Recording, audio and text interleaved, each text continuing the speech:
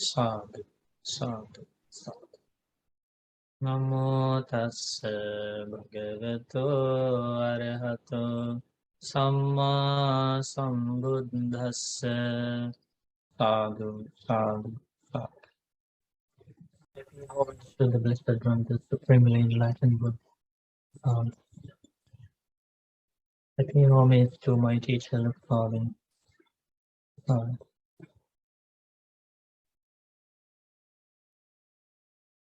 So we were learning about the purification of the mind. Do you remember?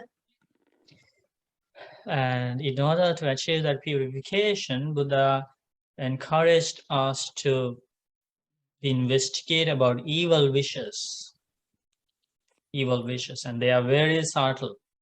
At the same time, they bring lots of pain to our lives, and also they generate bad karma, the evil desires.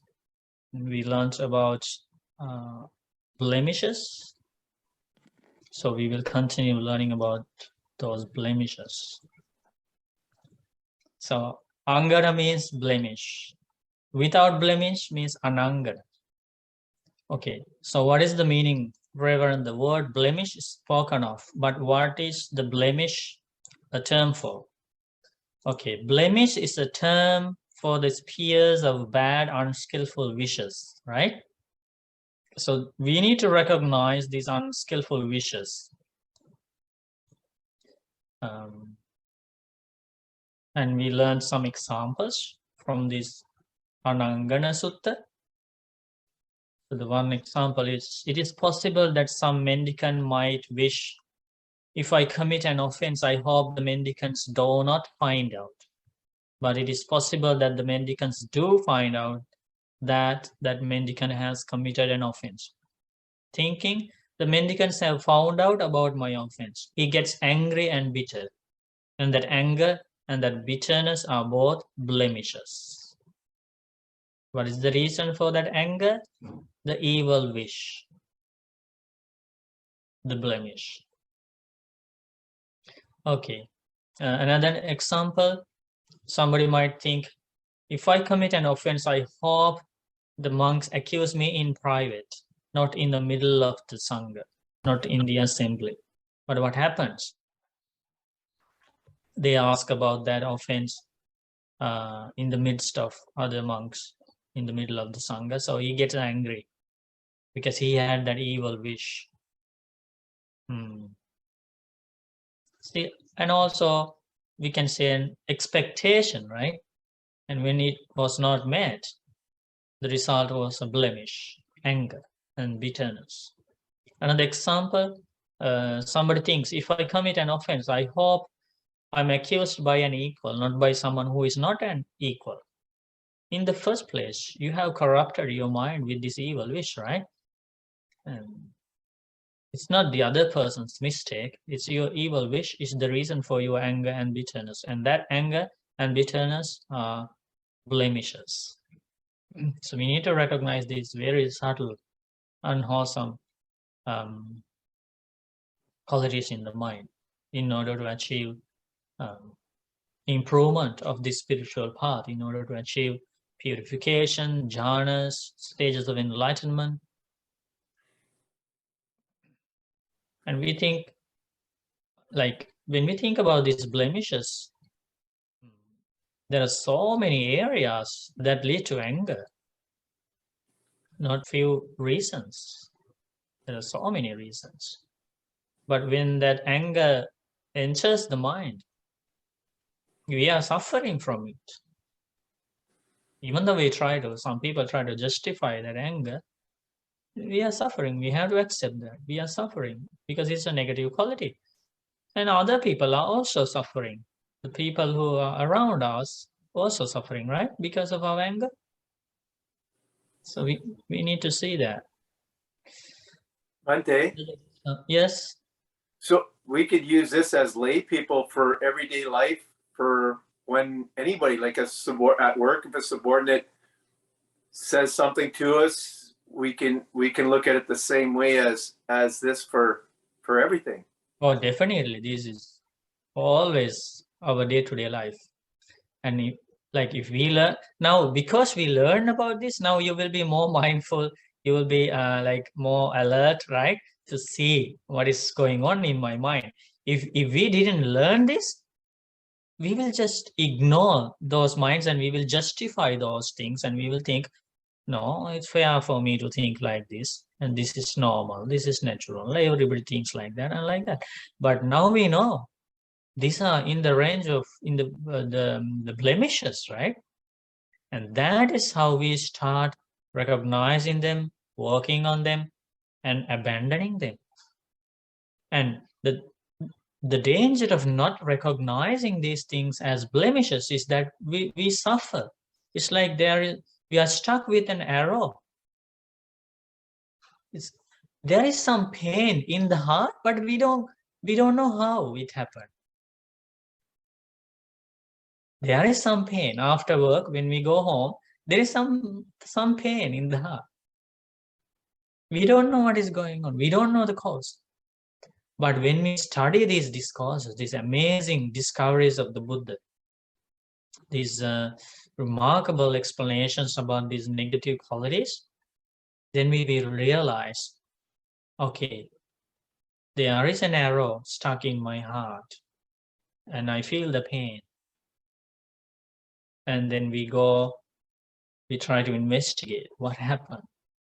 What happened at my workplace? What happened in the university? What happened in my home? And you will recognize, oh, there was an evil wish in me. I didn't even know that it is categorized in the evil wishes. But now I know it is an evil wish. Because of that evil wish, and another unwholesome quality has arisen. Anger, disappointment, bitterness, aversion, grudge. Oh, this is the reason for my pain. That is how we understand the cause of suffering.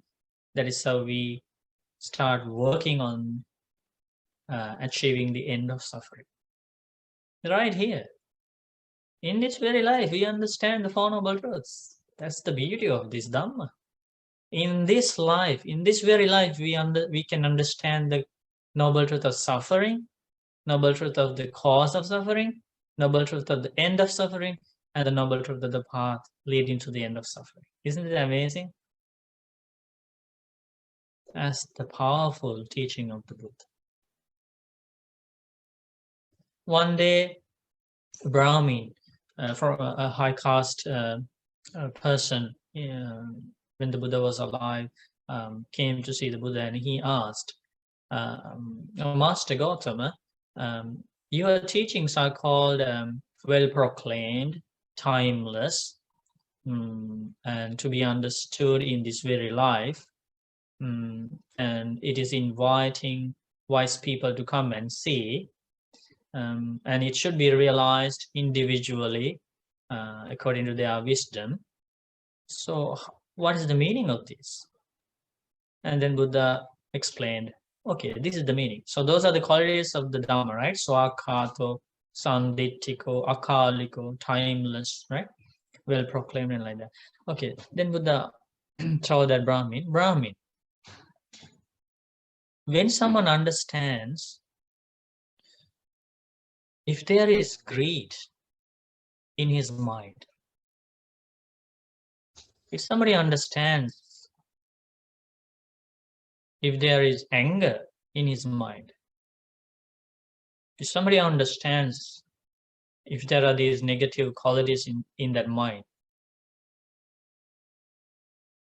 right there, the qualities of my Dhamma are present.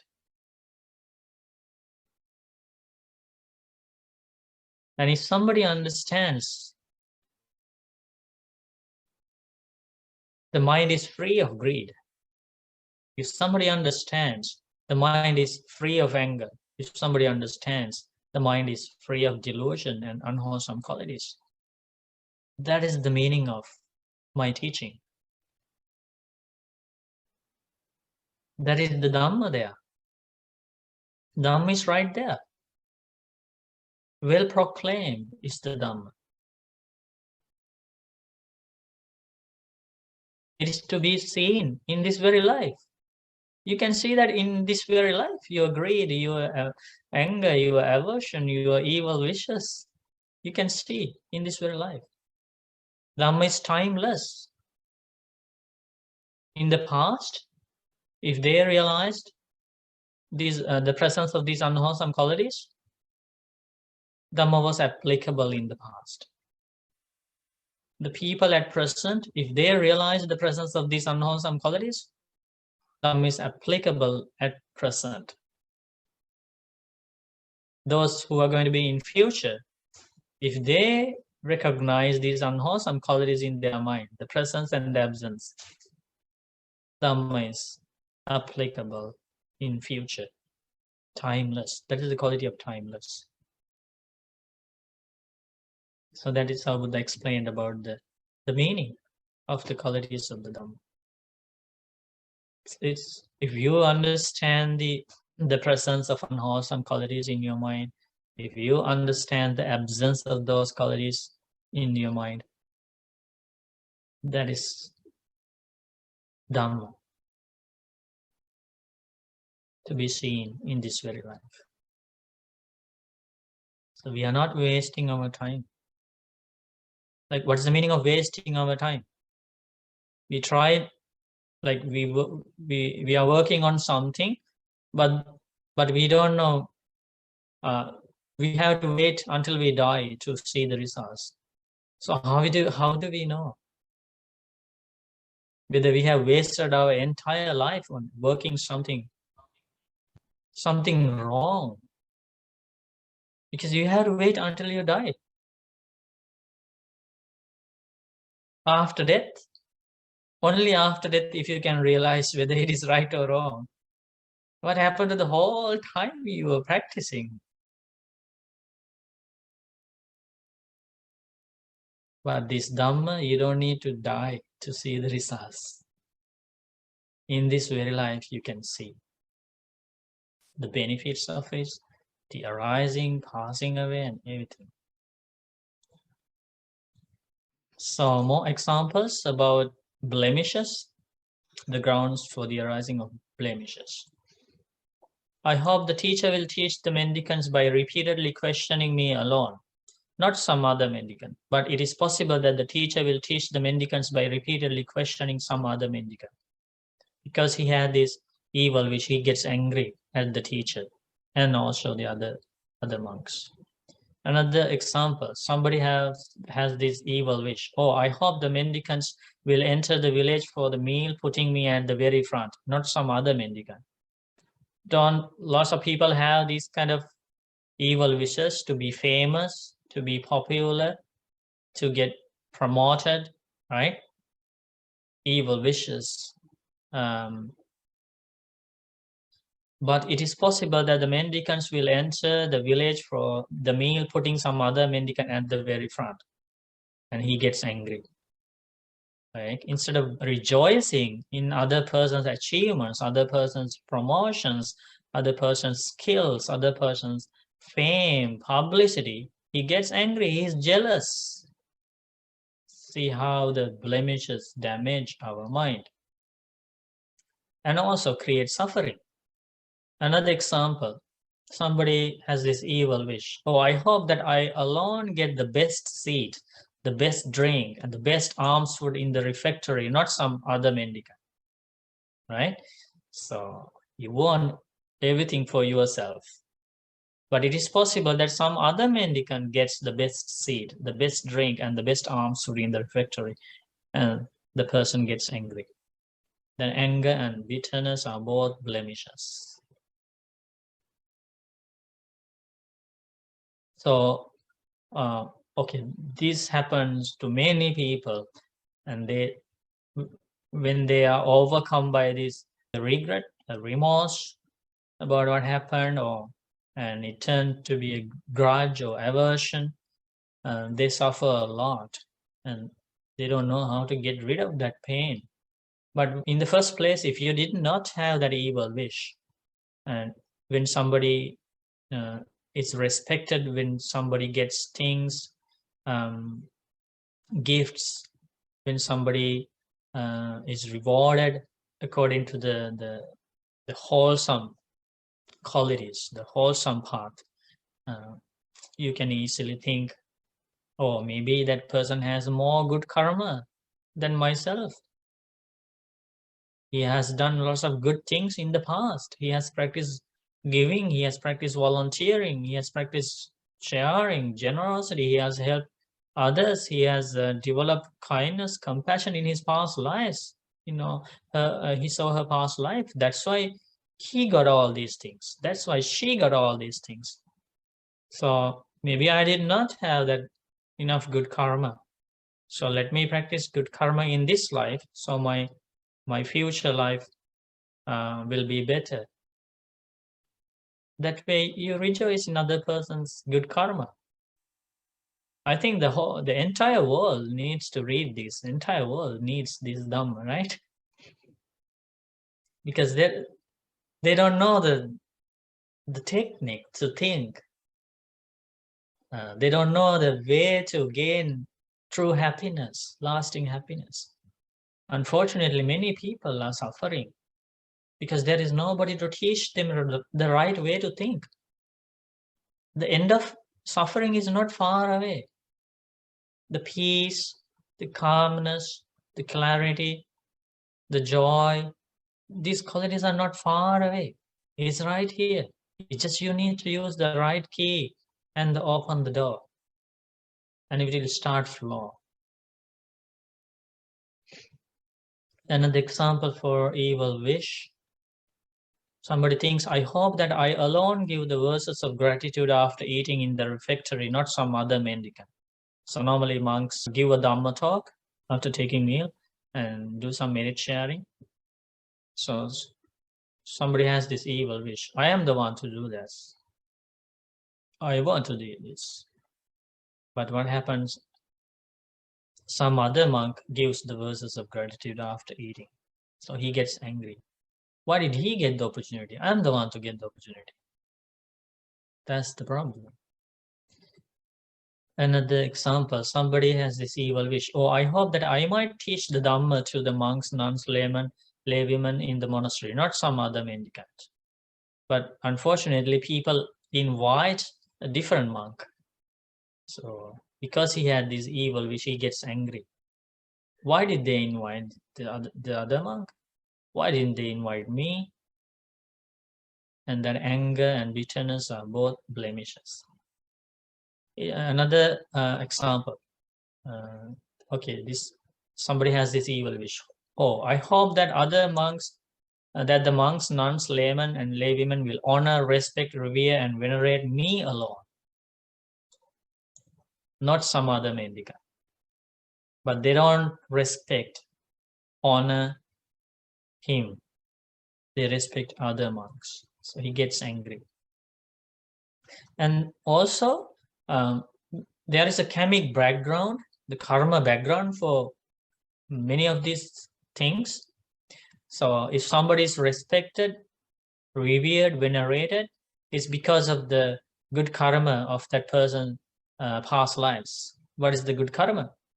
He or she was not jealous at others' achievements. And he respected the people who were worthy of respect. That is why this person is receiving those things in this life. And you don't understand about it, and you are just jealous and you get angry. Narrow-minded, right? That's called narrow-minded. You only see that tip of the iceberg, right? You don't assume the past, the karma background in past lives. Another evil wish. Somebody thinks, I hope that I get the nicest robes, alms, food, lodgings, and medicines and supplies for the sick, not some other mendicant. But it is possible that some other mendicant gets the nicest robes, alms, food, lodgings, and medicines and supplies for the sick. So can this happen in families, among brothers and sisters? some fight, arguments, painful experiences. And we don't understand why we are suffering, right? Now we know that if there is pain inside our heart, we feel some uncomfortable feeling, it's because not because of other people, it's because of evil desires in our mind. Both this anger and bitterness are both blemishes. Yes, blemish is a term for these fears of bad, unskillful wishes. Does somebody like to read this concluding paragraph? Can I read it? Okay. Okay. Suppose these spheres of bad and skillful wishes are seen and heard to be not given up by a mendicant, even though they dwell in the wilderness in remote lodgings, eat only alms food, wander indiscriminately for alms food, wear rag robes and wear shabby robes. Their spiritual companions don't honor, respect, revere, and venerate them. Why is that? It's because these spheres of bad, unskillful wishes are seen and heard to be not given up by that venerable. Suppose a bronze dish was brought from a shop or smithy, clean and bright. Then the owners were to prepare it with the carcass of a snake, a dog, or a human, cover it with a bronze lid, and parade it through the marketplace. When people saw it, they would say, "My good man, what is it that you are carrying like a precious treasure?" So they would open up the lid for people to look inside. But as soon as they saw it, they were filled with loathing, revulsion, and disgust. Not even those who were hungry wanted to eat it, let alone those who had eaten. In the same, We rejoice in your reading. So that is what happens when these unskillful wishes, unwholesome desires, evil wishes are present in somebody's mind. He's not going to be respected, revered, and venerated. And even though that monk lives as a forest monk in a faraway forest, still he's not venerated. Now you can see the real qualities that make somebody precious. The true qualities are these awesome qualities, not just the physical, the external appearance of a person. Annie, you have a question? Sometimes my mind did go within myself. I said, you know what, you must have had a bad karmas. That's why so many things aren't going well for me now. But then at the same time, I always have luck to find good teachers and good teachings. And then, so recently I've been feeling, when you get older, I know this is probably, I listened to your prayer in the beginning, maybe I'm not accepting of change, but as I get older, it's like I feel, like a disappointment or like, like a bitterness maybe that life wasn't what I wanted, because I always reflect. But then it's true, it's past life as well and other factors. And maybe I'm just not accepting, I need to work more on self-acceptance or something. And like, is this type of, it's not a bitterness from like the examples you were saying before, but it's like a, Yeah, like I was telling this recently to a group of people. If you have a narrow-minded thinking pattern, we will feel like I am the most unfortunate person. I am the failure, and I am very unfortunate and like that. But I told them the most unfortunate people are not in this world.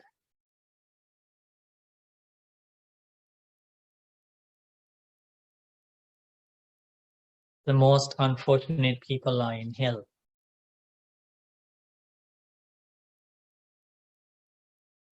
The most suffering people are in hell, in animal world, in ghost world, in asura world. They are the ones who experience the worst problems in their life, not you. Everybody in the human world should think like that. Their human life is a gift. Gift of what? Gift of their own good actions in past lives. It's not a gift given to you by somebody else. It's given to you by your own good actions. When are you going to start to be grateful for your good actions?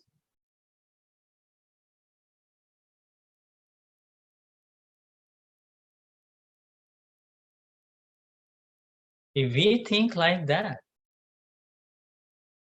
we will always tell ourselves, I am so lucky, I am so fortunate. The unfortunate people are in other worlds.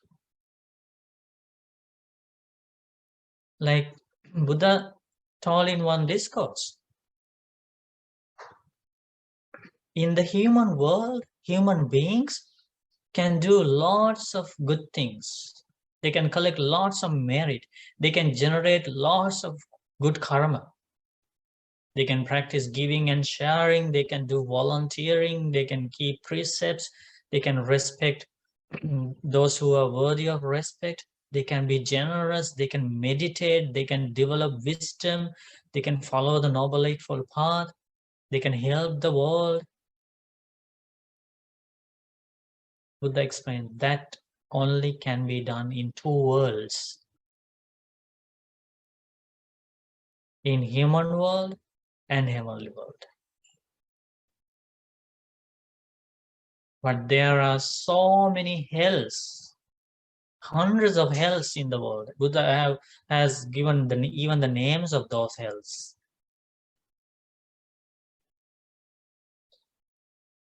There are, and in the human world,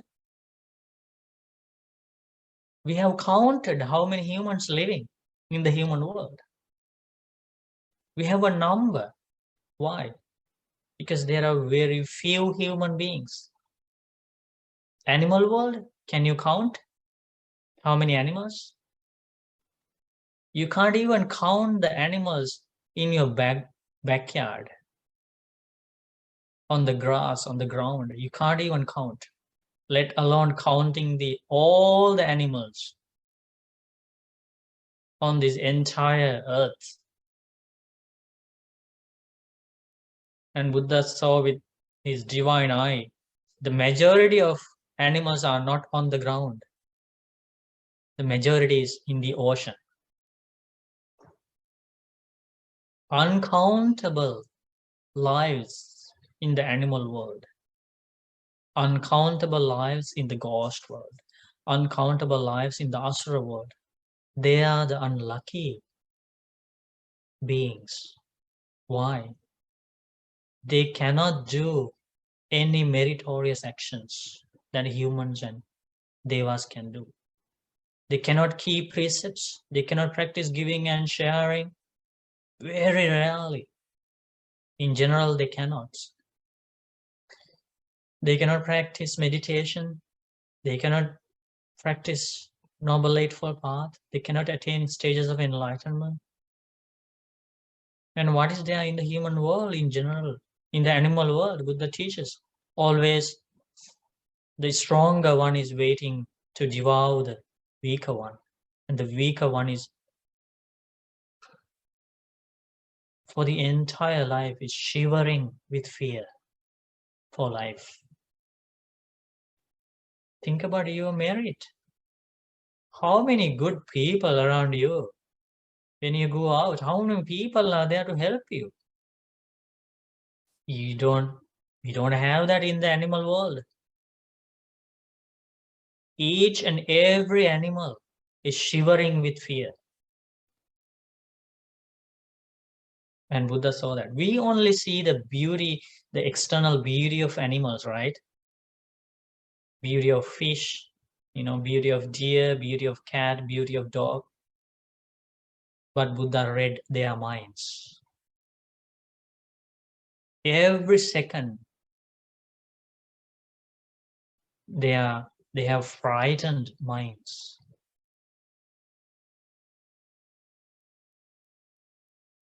When we think like that, we can be so grateful for our father, our mother, for giving us this precious life, for assisting to come to the human world this time, for raising up, for introducing the world. We can be so grateful to our parents. And they only assisted in this process of coming to the human world in this life. What created this human life was our good actions in the past, in past lives. So we can be so grateful to our good actions. And we can think, I should continue my good actions, because how much happiness am I experienced because of my own good actions? I am still living as a human being. There is one story. This person was punished by a king, and he was put to death, sitting on a sharp spike, and he had to sit on that sharp spike, and that was a severe punishment at that time in India. And that sharp spike was like spearing through his back, and it was like sweeping through his body, and so he was almost dead, and he was dying there. And all of a sudden, there was this non-human being appeared in the sky, and that non-human being was encouraging this person who is almost dead to live long. And he was asking him to live long, saying, oh, my dear friend, live long, don't die, don't die. And there was another person there, and he asked, what happened? Who was telling that? Who was asking you to live long? You are almost dead. And what happened was, and then he asked, so who is this invisible being? And then the non-human being started talking to that other person. And he told that other person, the person who is almost dead on this sharp spike is my friend from past lives. Now I am a non-human being, and I have compassion for this friend, my relative, because I can see after death he is going to be reborn in hell. So when I compare the suffering in hell to the pain now he is experiencing on this sharp spike, this pain is better, million times better than the pain of a second in hell. I have compassion for him. That's why I am telling him, even a second of the human world living is so precious, so happy. It's a blessing. That's why I am asking him to live long. I don't want my friend to suffer in hell. Do you understand?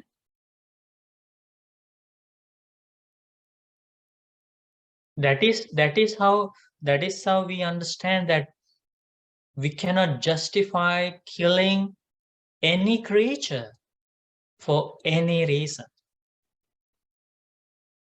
When we kill an animal, when we try to kill an animal, maybe that animal is destined to be reborn in the next life in hell. So even one day in the animal life is happier than a second in the hell.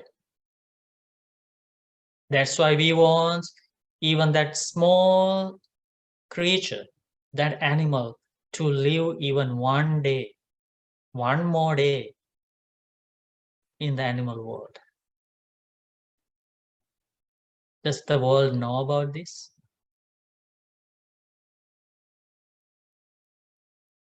That is how we understand the word of the Buddha. Every life is so precious.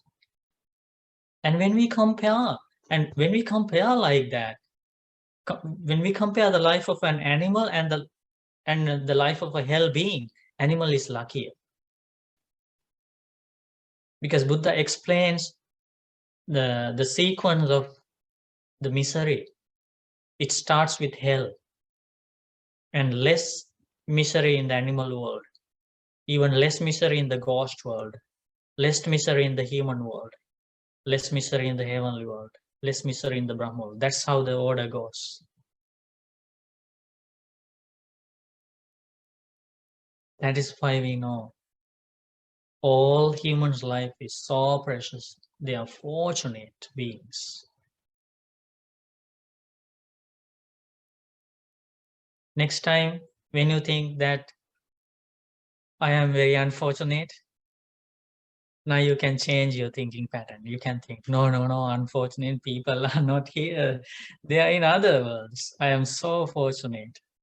I have a place to live. I have friends. I have relatives, I have Kalyana Mithas to help me. I have food to eat. I have clothing to wear. Like, if we don't think like that, we always feel like there is something lacking, and I am unfortunate, and I fail from this and that. Don't we think like that? That's the wrong thinking pattern. So we should learn more Dhamma. And then we will see the big picture of life. Seeing the big picture of life helps bringing lasting happiness. Not seeing the big picture of life, living with a narrow-minded thinking pattern, brings disappointment, unsatisfactoriness, pain, and misery to life. So we should start seeing the big picture of life. And to see that big picture of life, the Buddha's teachings are so helpful. And those are some of the examples about unwholesome qualities, evil desires and blemishes. And I wanted to show you something, a beautiful way, one of the ways to fight against those evil desires and unwholesome qualities. And I found that from a different sutta, and this is, the previous sutta was Anaṅgaṇasutta, and this is Anumānasutta. Both are from Majjhima Nikaya. And a beautiful way to recognize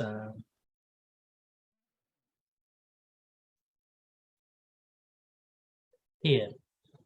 In such a case, a mendicant should measure themselves against another like this. This person has wicked desires, having fallen under the sway of wicked desires, and I do not like or approve of this person. And you think like that, okay? And you think, if somebody else has evil desires, if somebody else has anger, if somebody else is greedy, if somebody else is jealous, if somebody else is conceited, arrogant, right? What happens? I don't like that person. And if I were to fall under the sway of wicked desires, if I am going to be angry, if I am jealous, if I am conceited, if I am arrogant, others would not like me. Others would not approve of me. And that reflection, that understanding gives you the strength to get rid of your evil desire, your defilements, your negative qualities. A mendicant who knows this should give rise to the thought, I will not fall under the sway of wicked desires. That is why you should strive to abandon them. Why? Because when these defilements are present in other people's life, you don't like them. So what if we have them? We are not going to be liked by others. That's one strategy we can use, as Buddha explains here. In such a case, a mendicant should check themselves like this. Do I have wicked desires? Have I fallen under the sway of wicked desires? Suppose that upon checking, a mendicant knows that they have fallen under the sway of wicked desires, then they should make an effort to give up those bad, unskillful qualities. But suppose that upon checking, a mendicant knows that he or she has not fallen under the sway of the wicked desires. That means in that mind, there are no these evil desires. They are not present. There are very good desires, not desires, very good qualities like generosity, giving and sharing, volunteering, helping the sick people, generosity, kindness, compassion. You find those qualities in your mind. Then what? He or she should meditate with rapture and joy, training day and night in skillful qualities with the intention of achieving the stages of enlightenment.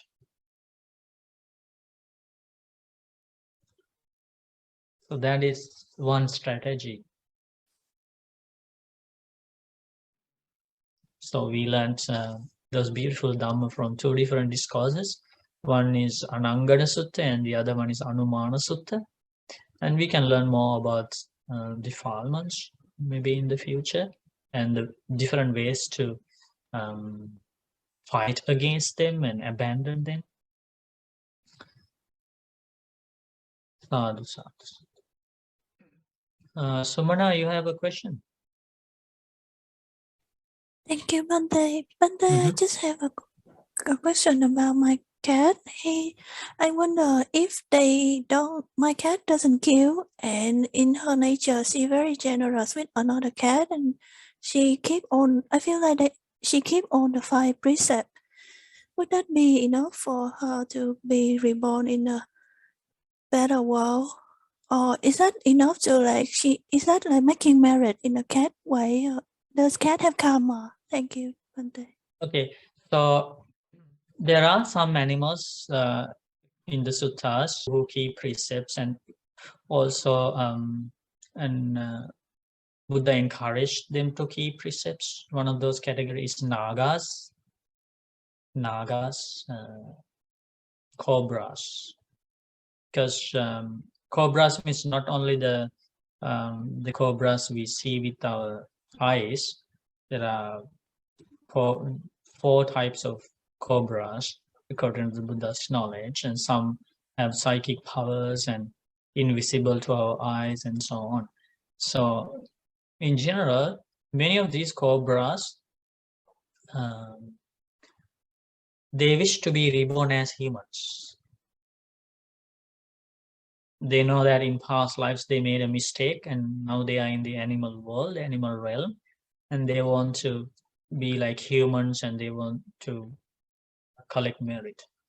And the Buddha's advice to them was to observe 8 precepts. And Buddha asked them to, because they can change their shape.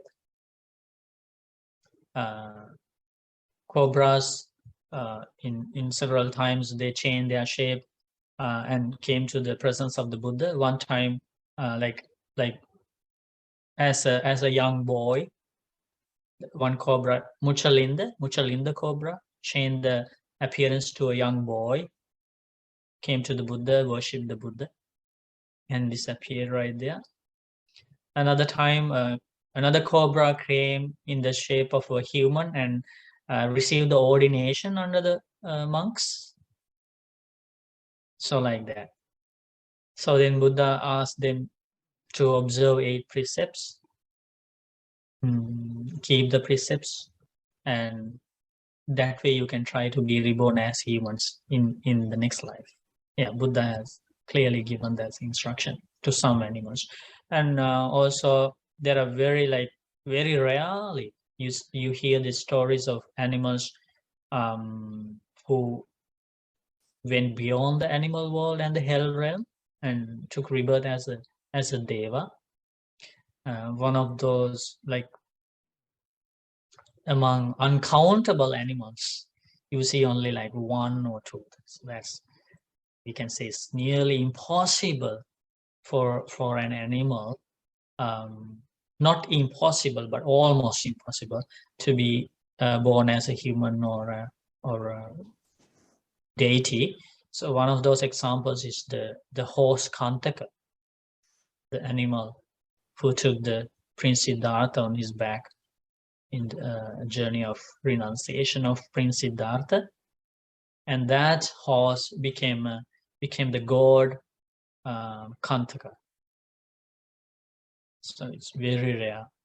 And also, if an animal is going to gain human or heavenly life after death, there is a possibility, and Buddha taught that in the Anaṅgaṇasutta Sutta, but majority of animals will be reborn again as animals after death, and some of the animals will be reborn as hell beings. Most of the animals will reborn as hell beings. Most of the animals will reborn as ghostly beings, and very rarely one or two animals or few animals will be reborn as humans and heavenly beings. And it is not because, mainly not because of the good karma done by that animal in this life. It is mainly because of the good karma done by that being in past lives. That is why we cannot tell about any the destiny of in any animal by looking at the actions of this life. You see what I mean?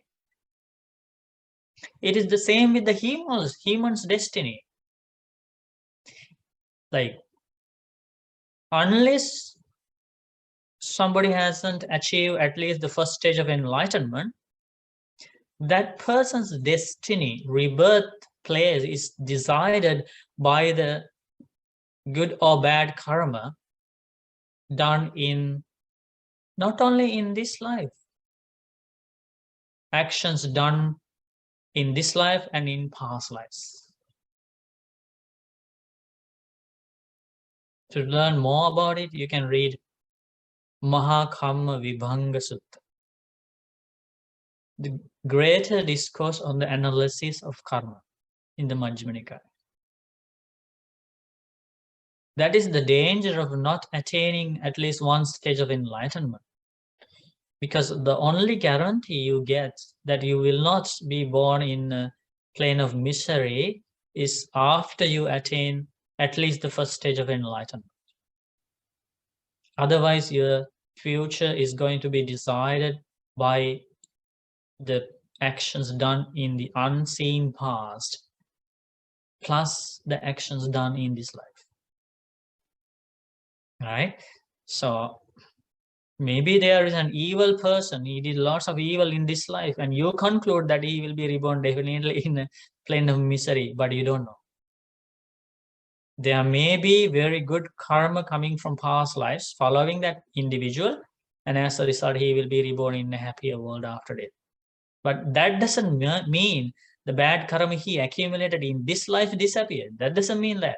He has to repay for the bad karma he accumulated in this life anytime in his journey in future. Okay, so yeah, so we bless a happier life for your cat. That's all we can do. But as humans, we can deliberately change our path. That's an amazing gift. Like, if we have that gift, that opportunity as humans, the opportunity that we can change our future, even that single gift we have, that single opportunity, it's okay for not having anything else. This amazing opportunity we have as human beings, that we can change our future for the good. We can direct our lives, we can lead our lives in the right direction, so that we will avoid falling into future misery. That opportunity is enough. Even we don't have delicious food to eat, a mansion to live in, a comfortable vehicle to drive in. Even though we are not famous, even though we are not beautiful, we can forget all of those. Still, we can be so happy thinking about this amazing opportunity that we have gained as humans. The opportunity that we can change our future, which cannot be done in any other world except the human world and the heavenly world. Are you happy? Rob? Yes. In this sutta, I noticed that all the, I guess, the offenses or the blemishes are all wishes, so sort of blemishes of the mind, whereas the, or at least the 5 precepts, I guess, that focuses on blemish, verbal or bodily blemishes. Is there a longer list of precepts for, like, for monks, for instance, that goes beyond verbal and bodily, or how does that work? There is a longer list, and that is found in the many discourses in the Majjhima Nikaya and the long line discourses of the Buddha. We can discuss one day, and that will be a really interesting topic, probably. That would get into blemishes of the mind, the longer list of precepts. Even in the longer list of precepts, they are more to do with bodily and verbal misconduct. Okay. And there is a kind of a long list of blemishes, and we have already learned many of those, but I can definitely find more, and we can discuss more about blemishes in Like future the hindrances, that really seems to more focus on the mind, I guess. The hindrances are the major, we can say, major defilements in the mind. Right. They are all mental.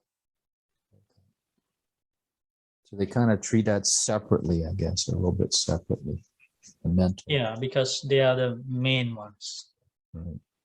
And they are in a kind of a gross level, but these blemishes are in a very subtle level. For example, in the hindrances, sense desire is not difficult to see that when it arises. Sense desire, like craving for food, craving for movies, craving for music, is a gross kind of desire, right? Right. And the second hindrance is anger. Like, it's not difficult to see that. But when we talk about blemishes, it's so tricky. Did you see that? It's very subtle, extremely subtle. All right, so they really make a distinction between a hindrance and a blemish. They're 2 different things. Definitely. Right, 2 different words in Pali also? Yeah, for the hindrances, the Pali word is nivarana. Right. And the blemishes, the Pali word is angana. Right. I see. Okay, interesting. Thank you. Yeah. Okay, very good. Sadhu, sadhu. Swaminatha, Swaminatha, Vatupama Sutra has some blemishes there, right? A kind of long list of the mental defilements, right? I think 14 or... Yeah, I was actually I opened that sutta also today, but in the future we will discuss definitely the Vatupama Sutta is also a powerful sutta about purification of mind. Yes.